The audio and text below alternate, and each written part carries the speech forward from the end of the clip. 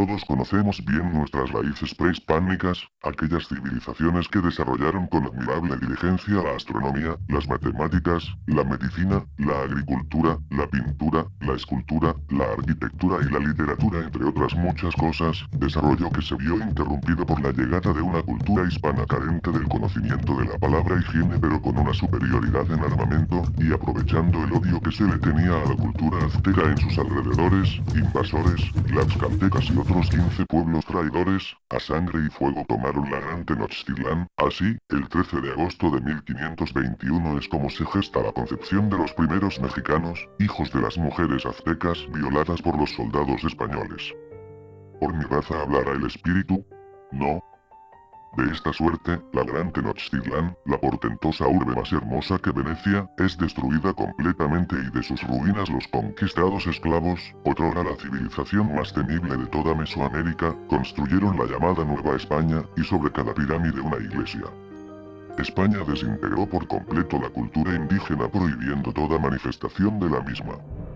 A los conquistadores no les importaba educar ni instruir al indio o al mestizo, solo cristianizarlo y alcoholizarlo, pues dándole alcohol y religión se lograba seguirlos explotando. Esa era la meta de la colonia y lo sigue siendo, nada más que ahora a eso se le agrega el fútbol y la televisión. 3 siglos después, en 1808 España se queda sin rey ni heredero gracias a Napoleón Bonaparte.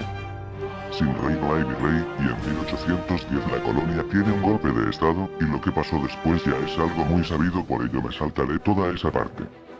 Fusilados Hidalgo, Allende y finalmente Morelos, murió también la esperanza de millones, los indígenas y pueblos siguieron siendo pobres y hasta castigados por haber participado al lado de los adalides antes ya mencionados.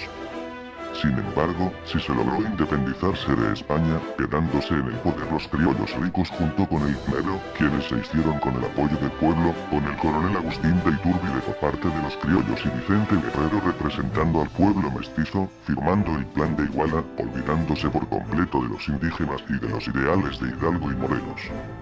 De esta forma, el 27 de octubre de 1821 Iturbide jura la independencia del Imperio Mexicano, y bendecido por la Iglesia y el ejército Iturbide se autoproclama emperador Agustín I. Así se logra una independencia, que no acaba con la esclavitud del indio, ni les regresan sus tierras que en teoría son suyas, ni limita el poder del clero, ni la exclusión en la educación, ni se preocupa por la desigualdad social, ni da participación al mestizo.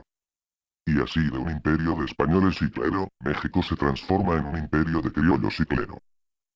Total que Iturbide le vio la cara a todos, pues habiendo llegado al poder, no cumplió con lo prometido ni a los insurgentes ni a los realistas. Su objetivo, es decir, el de los criollos y el clero, fue el de apoyar la independencia para impedir que entrara la reciente Constitución de Cádiz a la Nueva España, pues la misma limitaba las riquezas de la Iglesia y promovía la igualdad social. En pocas palabras, la dicha independencia mexicana no logró ningún cambio. Después del inevitable derrocamiento de Iturbide llegó Guadalupe Victoria, quien convirtió al país en una república, utilizando a nuestros vecinos, Estados Unidos como referencia, y después de él vinieron otros 26 que al igual que él, 24 de ellos fueron generales, es decir, gente bélica sin educación suficiente para saber gobernar. Sin embargo, he de mencionar a uno quien fue lo más similar a un político mexicano. El general Santa Anna, corrupto y casi analfabeta, combatió contra los insurgentes, luego se puso del lado de Iturbide, al que enseguida se levantó en su contra en 1832, Gómez Pedraza lo exilia a Cuba, pero después regresa para apoyar a Gómez Pedraza y después de ser presidente, abdica y le deja la silla de Gómez Farías, para posteriormente regresar y darle un golpe de estado. Estalla la guerra con Estados Unidos y al ser capturado vende medio país como fianza de su libertad, quien a su regreso es recibido como héroe. Ya perdida la guerra, Santa Anna se da a la fuga tras ser sospechoso de traición en 1848, pero en 1853 vuelve para ser nombrado otra vez presidente, pero todo esto no lo hizo solo, pues siempre tuvo el apoyo de la clase gobernante, es decir, los acaudalados, el clero y los militares. Sin embargo, después de haber sido 9 veces presidente, en 1854 por fin estalla una revolución desconociendo a Santa Anna, exigiendo su exilio permanente. Ahora quisiera aclarar algo importante, la mayoría conocemos lo que significa liberal y conservador. Los liberales son quienes buscaban libertad e igualdad social, mientras que los conservadores querían conservar el sistema monárquico de la Edad Media. ¿Por qué? Porque la Iglesia les hizo creer que un gobernante es gobernante por designio de Dios y por ser designio divino ese gobierno no ha de ser cuestionado. Pues bien, lo mismo sucede actualmente, solo que con los nombres de izquierda y derecha, siendo liberales los de la izquierda y conservadores los de la derecha, con la única diferencia de que ya Dios no tiene que ver en nada. Tengan mucho en mente el significado de estas ideologías a la hora de votar. Después de este paréntesis he de continuar con un salto hasta 1910, la Revolución Mexicana, que al igual que la independencia 100 años atrás, es un tema ya muy conocido, y resumiré muy brevemente. El presidente Porfirio Díaz, quien de liberal pasó a conservador, ejecutó sin fin de acciones tanto buenas como terribles en el país, hasta que Madero, otro de la clase alta, se opuso a su gobierno y ganando él, estando en el poder ocurre la escena trágica la cual es el comienzo de la revolución, la cual ocurre así.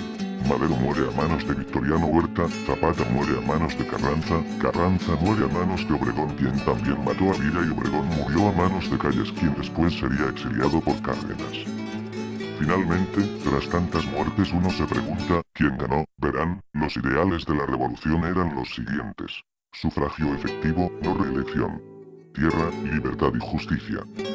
Díganme ustedes si a 100 años de distancia alguno de estos ideales se ha cumplido. Díganme ustedes si hay alguien que crea que vivimos en una democracia plena o siquiera decente o si nuestras elecciones son limpias y sin fraudes. Toda revolución culmina en una constitución, y aun cuando se creó una en 1917, no participaron ni villistas ni zapatistas ni magonistas ni representantes de los indígenas, es decir que está a medias, y aún así, nadie la respeta y hasta es mutilada y reformada constantemente según le plazca a cada presidente y siendo ellos todos derechistas la han hecho volver a los tiempos de la colonia. Desde la revolución hasta 100 años después, el único buen gobernante que el país ha tenido fue Cárdenas, pero en cuanto terminó su gobierno, todo lo que había progresado fue deshecho.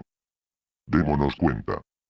Salud, educación, justicia, trabajo, tierra, independencia, libertad, democracia, vivienda, comida, son los mismos ideales por los cuales se luchó en 1810 y en 1910, y son los mismos por los que estamos luchando en la actualidad. Si aún no tenemos nada de eso, ¿qué hemos de festejar? ¿Y por qué la mayoría nos hemos callado? El pueblo ha de despertar y comenzar a exigir, pues solo así es como de verdad vivirá México. Gracias por su atención.